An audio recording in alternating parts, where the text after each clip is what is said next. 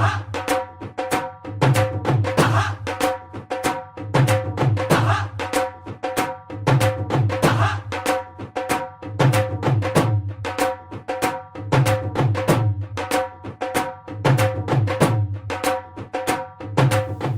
हिंद दोस्तों। जिला सतारा में आए हैं महाराष्ट्र में। अंकुश जोली हमको लेके आए हैं।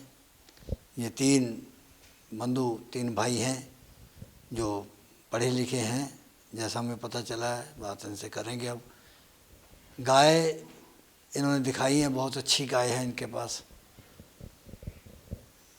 सरकारी नौकरियों के पीछे ध्यान कम है और कहते हैं कि हम गाय पालन से ज़्यादा कमाएंगे।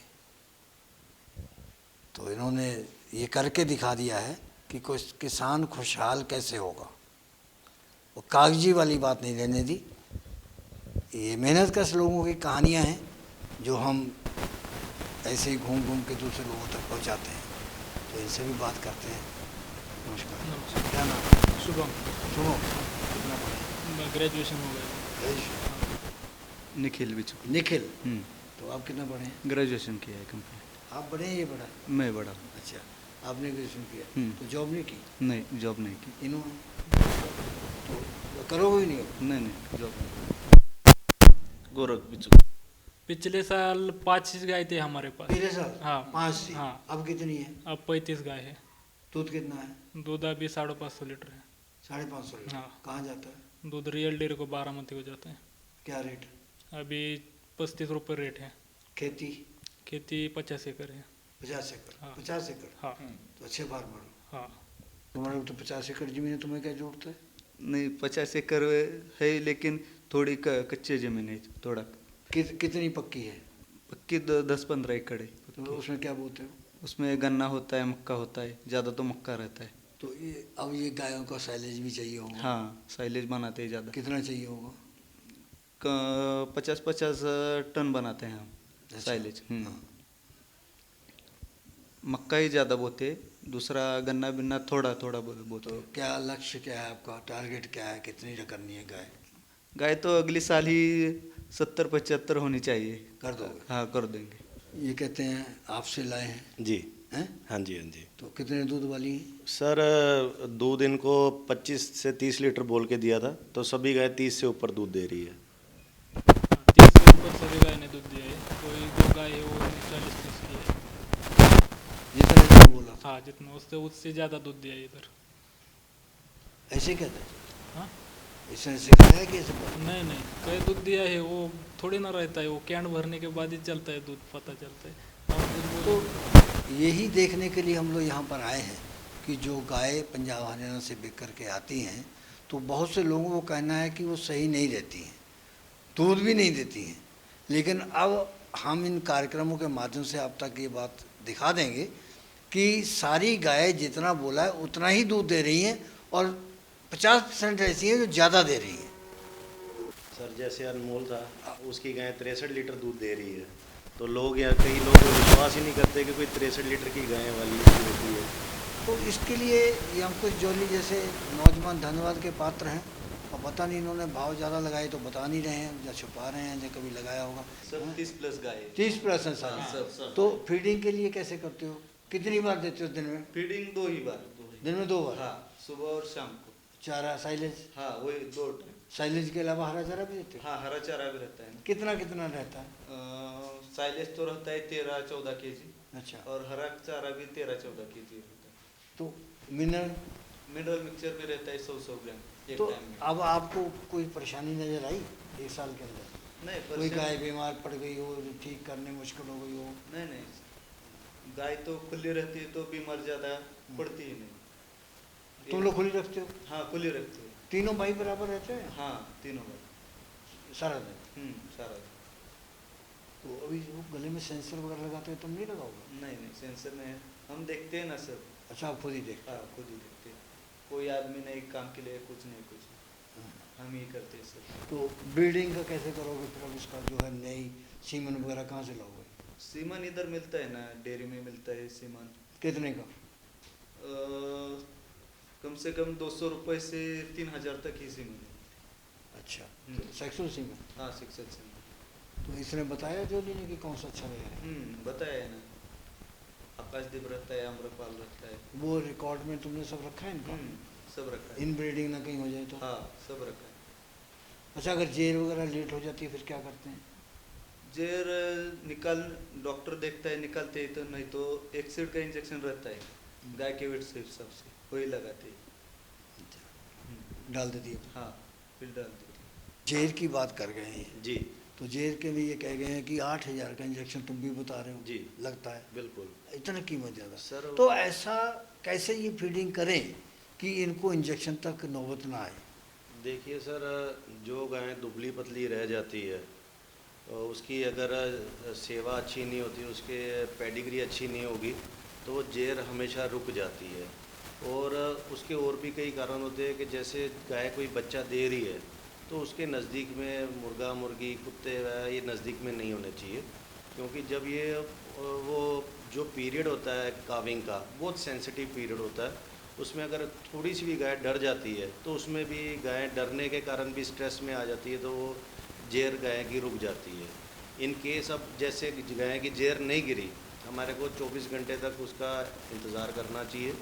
और उससे पहले भी हमारे को, जैसे गाय 8th मंथ की प्रेग्नेंट होती है तब हमारे को ट्रांजैक्शन फीड देनी चाहिए, और उसके साथ साथ हम वाइटामिन्स दे सकते हैं ताकि अडर की क्वालिटी अच्छी बने। और जैसे मिनरल मिक्सचर है वो तो देना ही चाहिए।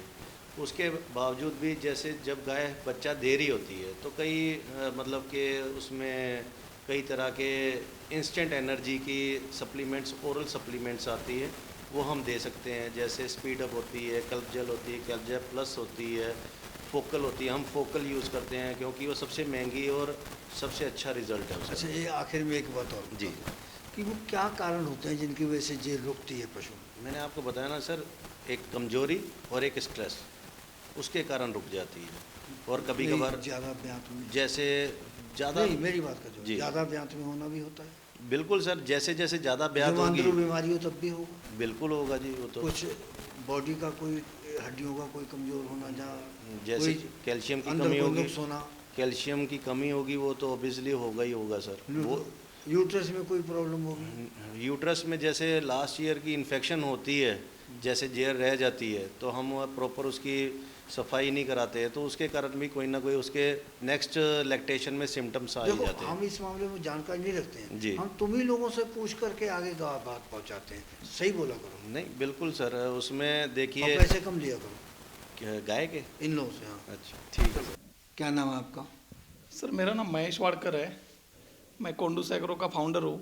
ये कोंडूस एग्रो जो साइलेज में काम करती है, मक्के का अचार बनाते हैं। हमारा एक प्लांट है यहाँ पे खड़की में, नियर बारामती के बाजू में, 25 किलोमीटर। तो ऑल ओवर आप कितना स्टॉक रखते हो? 400-500 टन स्टॉक रहता है। कहाँ कहाँ बिकता है? महाराष्ट्र में जाता है, कोई गोवा जाता है, और मेरा कुछ कुछ एक्सपोर्ट भी होता है दुबई के लिए। अच्छा, कैसा होना चाहिए अच्छा साइलेज? साइलेज का देखो, मक्के का स्टेज होना चाहिए, वो 80 से 90 डेज के अंदर की मक्की होनी चाहिए। हमारे यहाँ पे चिक पे बोलते हैं, वो दाना चिक के थोड़ा आगे जाने वाला होना चाहिए, और चॉपिंग साइज ठीक से होनी चाहिए। 5 mm और 13 mm के बीच में चॉपिंग साइज होनी चाहिए। तो आप तो उसके वो पैकेट बनाते होंगे? हाँ, बेल बनाते हैं। कितने का? 100 किलो के बेल बनते हैं फिलहाल। अच्छा, आगे जाके 60 किलो के भी कर रहे हैं। हाँ। 2 मशीन क्या की है। क्या रेट देते हो? रेट अभी डॉक रेट है 7 रुपये से। तो मक्का मिल जगह जाती पे। है? हाँ मिलती है, जहाँ पे प्लांट लगवाया है। क्या रेट मिलती है? मक्का मिलती है 3,500-3,000 के आसपास। थोड़ी महंगी बताओगे ताकि रेट ज़्यादा। नहीं नहीं, महंगी नहीं, हम लोग काट के लाते हैं, उसमें प्रोसेस है, स्टोरेज है आगे जाके। बस पानी कैसे मिलाते हैं उसमें? पानी कहाँ मिलाते हैं सर, पानी नहीं हमने मिलाते। देखा जब बंडल खोलते हैं तो वो पानी पहले निकल आता है। नहीं देखो ना, अभी वो जो बंडल से पानी निकलता है ना, वो एक तो अर्ली स्टेज वाली मक्का है। जो मेज लेते हैं वो अर्ली स्टेज है, यानी पकने के पहले उसको काट के उसका बंडल रैपिंग करते हैं। अच्छा, उसमें वो से जहाँ तुम्हारे सारा स्टॉक पड़ा हुआ है तो वहाँ कहीं फट जाता है या कोई मतलब कि, तो उसको बाद में फिर रिसाइकलिंग कर देते हो? नहीं नहीं सर, इनको कौन सा मालूम है? ना ना ना सर, ये वो एक बार ख़राब होने के बाद वो चाहे कुछ भी करो वो ख़राब ही है। वो हम लोग फेंक देते हैं, वो घास- हमारा नुकसान ही है घास सर। मिल जाती है बीच में, मक्का के बीच में घास मिला देते हो नहीं नहीं गड्ढे नहीं का? नहीं सर, वो काम ही नहीं किसी को करना है उसमें तो 500 टन में क्या पता चलेगा कि 10 टन मिला सर। दोगे? ये क्या है ना, देखो वो चीज़ में, गलत चीज़ में दिमाग ही नहीं अब लगाना घास है। तुमको मिल जाएगी सस्ते में, मक्का मिलेगी 30-40। सर देखो, वो प्रोसेस है ना, वहाँ से ही शुरू होती है। मक्का भी मिलती है नीचे फार्म में, 2-2.5 रुपये किलो से वो चॉपिंग करते करते हमारे पास से वही में मिलना है। और घास लोगे तो भी कितनी सस्ते जरूरत है एक गाय को? 20 किलो के आसपास खाती अगर है कोई गाय। गाय 40 किलो दूध देती है, कितना सर 22 किलो के आगे वो खाएगा नहीं, अगर अच्छी क्वालिटी का साइलेज रहेगा। मैक्सिमम? मैक्स 22 किलो 25 किलो के आगे खाएगा ही नहीं। अच्छा, वो बीच में जो है कई बार ये लोग अनगैली कर देते हैं, तो जब उसको तोड़ते हैं ना तो गर्म होता है, वैसे ही डाल देते हैं, तो उससे क्या प्रॉब्लम हो जाती है? वही सबसे बड़ा प्रॉब्लम वही है सर। ये मक्का अगर आप ला के रखते हो, हरी वाली मक्का एक दिन ला के रखोगे तो उसमें पहले स्टेज में तो गर्म हो जाती है, सेकेंड स्टेज जाओगे ना तो नॉर्मली फंगस जो आँख से नहीं दिखता है वो चालू हो जाती है। उससे गाय को डायरिया होना या फिर उसका पेट खराब होना, वो आगे जाके फिर मिल्किंग पे इफेक्ट गिरता है, बीमार गिरती है गाय। तो तुम खाली अचार बेचते हो या थोड़ा बहुत गाइड भी करते हो? हाँ करते हैं ना गाइड, फार्म पे कितने visit भी कमा करते लेते हो?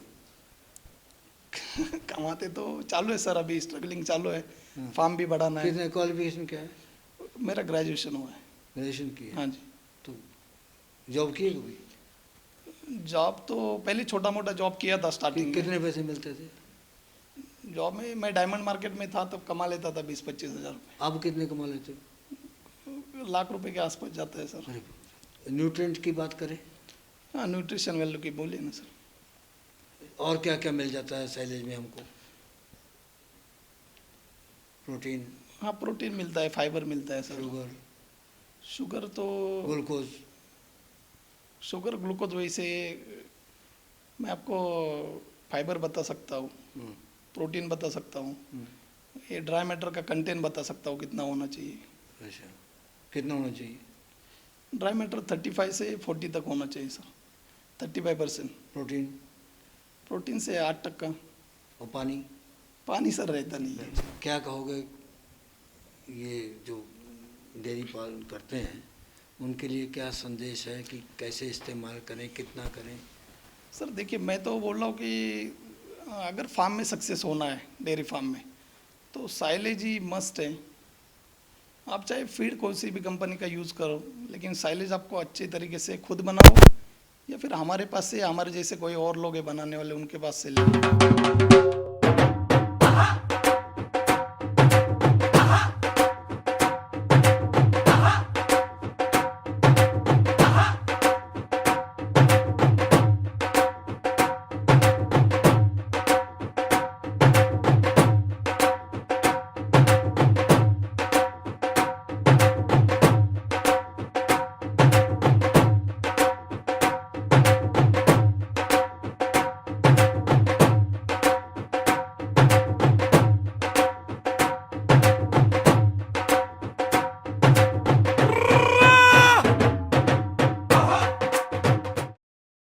इस प्रोग्राम की पेशकारी के पीछे हमारा एक ही मकसद है, वो है किसानों और पशुपालकों की आर्थिक दशा में सुधार लाना, किसान हित सरकारी और गैर सरकारी योजनाओं की जानकारी देना और किसानों को जागरूक करना।